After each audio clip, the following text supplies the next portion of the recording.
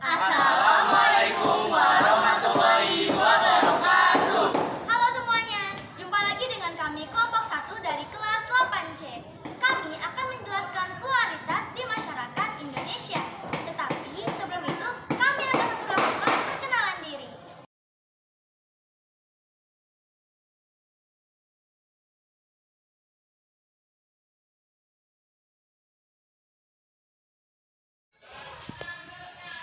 Lagi ngapalin apa tuh, Kak? Oh, aku lagi ngapalin pluralitas yang ada di masyarakat Indonesia. Emangnya kenapa disebut pluralitas?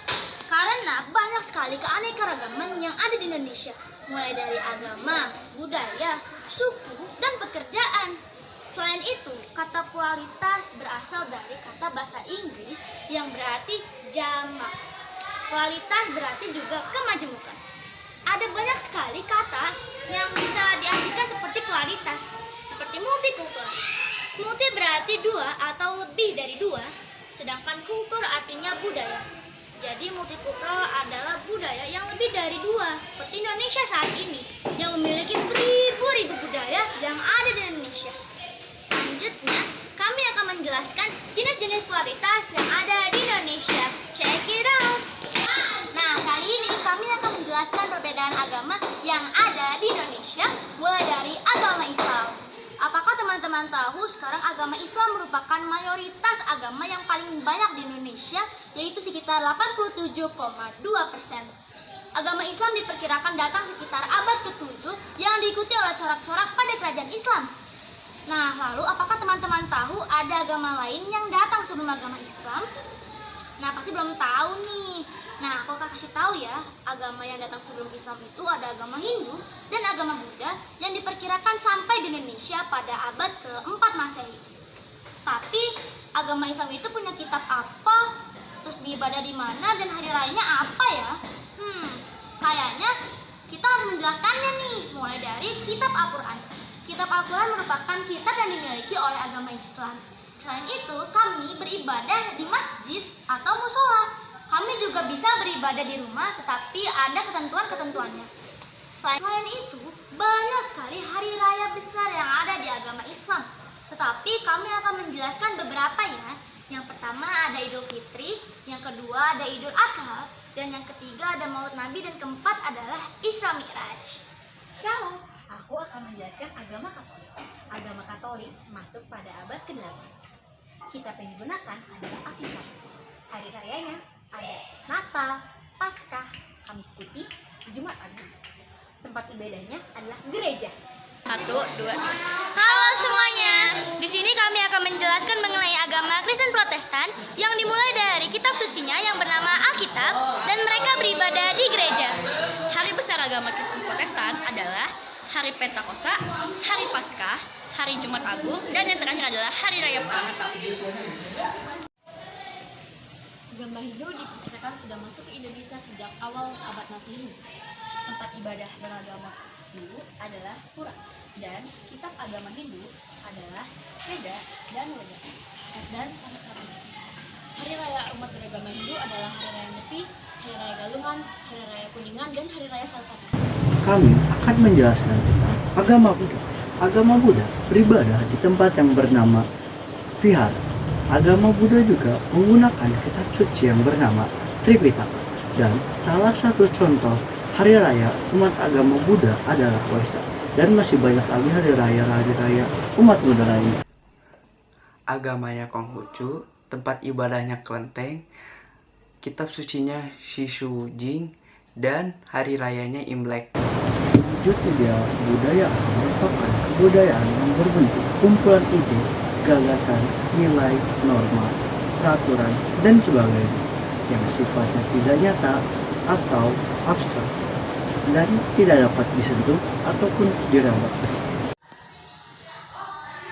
Aktivitas adalah wujud kebudayaan sebagai satu tindakan berkala dari manusia sebagai masyarakat yang disebut juga dengan sistem sosial.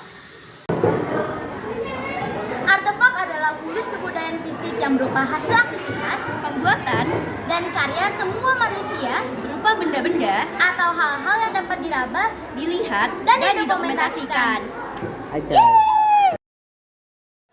Menurut Kuncaraningrat, ada 7 unsur kebudayaan. 1. Peralatan dan perlengkapan hidup manusia seperti pakaian, perumahan, alat-alat rumah tangga, senjata, alat-alat produksi, transport, dan sebagainya. Mata pencaharian hidup dan sistem-sistem ekonomi, pertanian, sistem produksi, sistem distribusi, dan sebagainya. Ketiga, sistem kemasyarakatan, yaitu sistem kekerabatan, organisasi politik, sistem hukum, dan sistem perkawinan. Keempat, bahasa, lisan, dan tertulis. Kelima, kesenian seperti seni rupa, seni suara, seni gerak, dan sebagainya. Keenam, sistem pengetahuan. Ketujuh, religi seperti sistem kepercayaan. Agama Hindu dan Buddha banyak meninggalkan patung dan seni ukir relief pada dinding-dinding candi. Pada masa perkembangan Islam, seni ukir relief dan patung tergeser menjadi seni ukir kaligrafi dan bangunan masjid. Kak Madu, tolong jelasin lagi dong pluralitas di masyarakat Indonesia. Oke, karena kemarin sudah dijelaskan oleh teman-teman kelompok 1, maka kali ini saya akan menjelaskan perbedaan suku bangsa yang ada di Indonesia. Mulai dari suku Jawa. Bahasa apa ya yang digunakan oleh suku Jawa? Oh, nggak tahu. Ya, aku harus tahu deh. Bahasanya itu bahasa Jawa. Makanan tradisionalnya tuh banyak banget. Tapi yang terkenal tuh getuk, gudeg, semacam itu. Selanjutnya ada tarian adatnya atau tarian daerahnya, yaitu tari Srimpi. Dan pakaian adatnya ada surjan, rumah adatnya ada jogo. Nah, jadi tahu kan?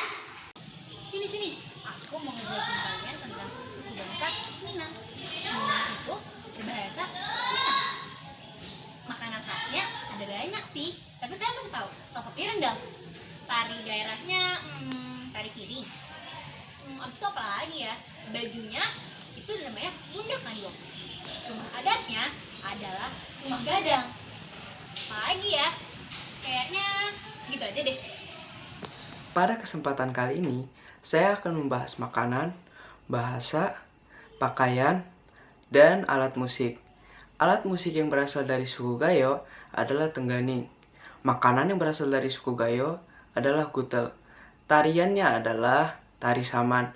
Dan pakaiannya adalah upuh ulen-ulen. Ini kami akan menjelaskan tentang suku Ambon. Suku Ambon menggunakan bahasa Ambon atau Melayu. Tarian khas dari suku Ambon adalah tari pukul sagu. Makanan khas dari suku Ambon adalah talam sagu bakar.